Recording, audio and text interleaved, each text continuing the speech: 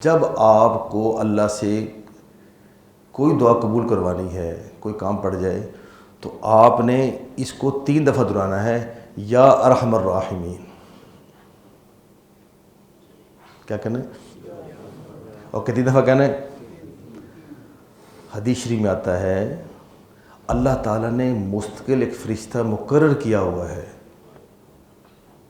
کہ جو آدمی بھی یا ارحم الراحمین 3 مرتبہ پکارے تو فرشتہ کہتا ہے اللہ کی رحمت تیری طرف متوجہ ہے، مانگ جو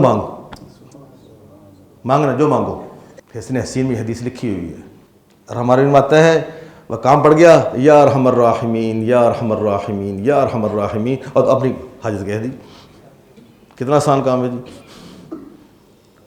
ہمیں آتا ہے، لیکن مشکل میں کیا کریں؟ انہوں فون کر یار، اس کو فون کرو یار، اس کو کہو یا اس کی سفارش کراؤ۔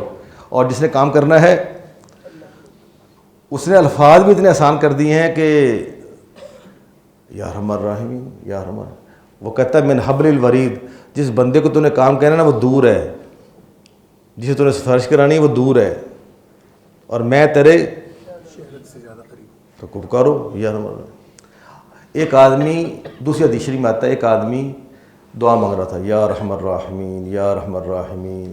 آپ وسلم گزر رہے تھے، آپ گزر رہے تھے، وہ یہ پڑھ رہا تھا، تو آپ نے فرمایا اللہ کی رحمت تیری طرف متوجہ ہے، مانگ لے جو مانگنا ہے، مانگ لے جو مانگنا ہے۔ 2 حدیثیں میں نے آپ کو سنا دیں۔ یہ میں آپ کو وہ بات بتا رہا ہوں جو آپ میں سے کوئی نہیں کہہ سکتا جی نہ ہمیں الحمدللہ رب العالمین آتی ہے، نہ ہمیں الرحمن الرحیم پڑھنا آتا ہے۔ 3 دفعہ پڑھنا ہے اور کہہ دیا کرو۔